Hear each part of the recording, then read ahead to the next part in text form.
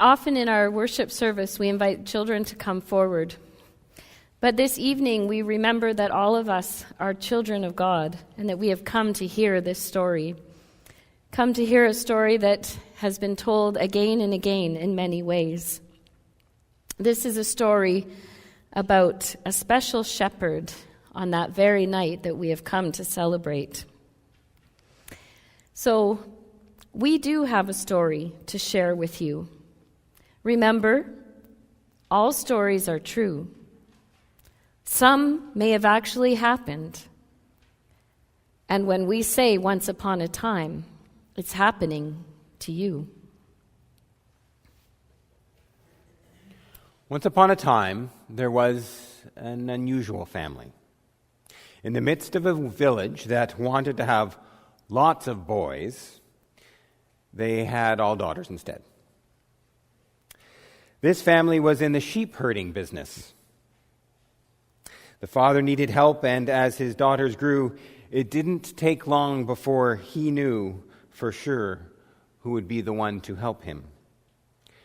It was quite early in her life that both her parents knew that their fourth daughter, Hannah, had a way with animals and people too. One cold week when a goat was born and his mother could not feed him for some reason, although Hannah was only 3 years old herself, she took him on as a project and helped feed and care for him. That little guy began to follow her around even more than her own shadow. And so for many years after, Jonah the goat and Hannah could be seen together around the countryside. Hannah became known to everyone as a gentle, caring soul, and even as a young girl began to be asked her opinion about a neighbor's sick animal or would help with a difficult birth. She helped where she was needed, and she was kind to everyone. Well, everyone that mattered, that is. The old woman who sheltered in a nearby farmer's outer buildings, well, she didn't really count, and all the children knew this. They knew this woman, Shushan, had an illness, lived in a small room away from other people, and depended on charity. She had no family. They were not to speak to her, and certainly not to touch her or go near her. Hannah's family fulfilled their duty by giving a little food each month to her guardian to make sure that she survived. Hannah did as she was told, and she ignored old Shushan. Even told a few jokes once in a while at her expense. She and her friends prayed to the Holy One that they would never end up that way. Finally, Hannah's time had come. She was now old enough to go out into the fields with her family's small herd and their employer's larger herd of sheep. She was so excited the night before that she couldn't even fall asleep. She was actually counting sheep in her dreams. The lambs were calling out in the night, and she woke each time listening for any sign of distress. Hopefully, she prayed, they would all be safe through the season. And so when morning finally came, Hannah was up and ready to go. She kissed her parents, started out without a second look back. She waved to her younger siblings and friends and giggled as she passed Shushan's tiny room. The sheep, and of course Jonah the goat and her dog Fig, moved with her, eager to get to the hills where they would live out the next several months. They were pretty good at staying close to Hannah and grazing as they went.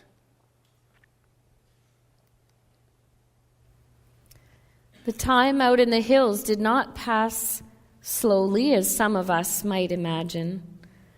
The rocks and the short water supply and the heat of the sun and sparkling stars only added to Hannah's love for the world. She would doze and guard the sheep as they kept cool in whatever shade they could find. She would sing for joy when she found another cool stream for her flock and herself to drink from. From time to time, she would happen upon another flock, and the ones guarding and caring for them. Most of these other shepherds were boys and men. Some laughed at her and would not even join her for a drink of cool water as they met in the hills. She told herself she didn't care, and she stayed by herself even when others gathered around nearby fires. She and Fig stayed curled up together under the stars. One night, even the amazing, sparkling desert sky could not keep Hannah awake. She commanded Fig to take his watch while she slept. But she woke suddenly with a start. As a bright light shone into her face, she thought that she had slept all night, and the sun must have woken her. It was already morning, she asked herself. She jumped to her feet, and Fig began to bark, and she could now hear the voices of the other shepherds nearby. She couldn't exactly hear what they were saying, but she could tell that they were quite excited. She squinted into the light, with her heart racing, not quite knowing exactly where she was or what time of day it was or what actually was going on. The sheep were now restless too, and bleeding with their own nervousness, but still she couldn't see. And then finally she closed her eyes, slowed her breathing down and listened. And then she heard it, singing, joy-filled but gentle singing, like nothing she had ever heard. And a voice through the great song came to her ears and soothed her. Please do not fear this night. This is a song of great joy. The greatest gift that God can give is here, nearby, this night. God with us has come, and the news is for all the world to hear, and you are hearing it first. For a few moments, Hannah thought she must have eaten some bad berries. She rubbed her eyes. Surely she must be dreaming or hallucinating. A bunch of hired hands shepherding sheep and goats and sleeping on the ground beside their dogs. These were not the kind of people that the Holy One would want to send a message to, especially a girl hired hand shepherd on her first night out. And yet the voice came again. I know this is like nothing you have ever known, and this too is God's gift to the world. A child is born in a lowly place to lowly people, but he is the one who was to come. He is the one who will bring justice, righteousness, and love to you and to all people. Hannah was still pretty certain this was just a crazy dream. But she also knew she would always wonder if she didn't go. The songs were telling the way. The bright light continued to shine and seemed to move down and then over the hills. Hannah knew it was crazy, that her sheep shouldn't be moving around at this time of night, that it might not be safe, that it might be a trick. But she went anyways. She followed the song of life, and with her sheep, and with her Fig the dog and Jonah the goat, and within a short time they came to a farm building, a hut, really, nothing more, and this was where the light was focused. This can't be right, she thought. The one who is to come will not come here in this place, surrounded by people like me and their animals. It's ridiculous. But the singing continued, and through the gentle song she heard a baby's cry and the murmuring voice of a loving mother. She had to go in. And there, surrounded by the light, surrounded by the song and by warm animals, the same kind with whom Hannah had shared her childhood by other shepherds, a young-looking mother and a tired father, was a baby. The most ordinary of babies, really. Hannah had always thought they sort of all looked alike. And yet she knew, and everyone there knew, that there was something different about this child. It was the light, it was the song, the animal's response, and her own heart that told her that this was different. Slowly, Fig and Jonah moved past her legs and lay down at the feet of the baby's parents, looking like they knew exactly where they were, and they were exactly where they were supposed to be.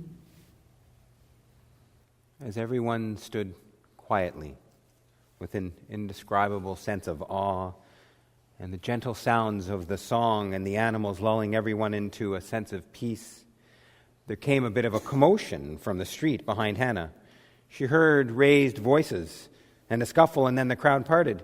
She was ready to tell everyone to be quiet. Listen, didn't they know that the most amazing thing was happening here, right now? She still couldn't tell exactly what was happening, but it sure was something holy. As she turned to see what the fuss was about, she was shocked to see the face of the old woman, Shushan, come through the crowd. Surely she would not try to get in here. Surely she would know the rules and would not try to touch the others or to get near the baby. Hannah thought maybe she should warn the baby's parents, tell them who this woman was, and that they should keep the baby away. But before she had a chance, Shushan moved through the crowd and the animals carefully, her hands reaching out toward the small family, almost as if it were in slow motion. Hannah watched with horror as Shushan drew closer. She waited for the parents to shoo her away. But something completely different happened. The baby's mother opened her arms and took the gift that Shushan presented, a lovely woven cloth of beautiful blues and purples and greens. Hannah gasped. First of all, the family was touching something that Shushan had touched. And then it began to dawn on Hannah that this small square of fabric was probably the only thing that Shushan had, the only thing of beauty in her whole life, and here she was, giving it away. The most shocking thing happened next, though. Right before the eyes of all the people gathered there, in front of all those who knew the rules and who was in and who wasn't, the baby's mother lifted him up from the feed trough and handed him to the old woman. Shushan's eyes glowed with tears, and Hannah realized then that she had never really known the Holy One before now. Here was God's presence. Here in a simple, common place with the simplest of people and the breaking of the rules that had always seemed so important. Here, in the eyes of a young mother, the coo of a new baby. Here in the tears of a woman ignored by her neighbors. Here and now is God. Amen.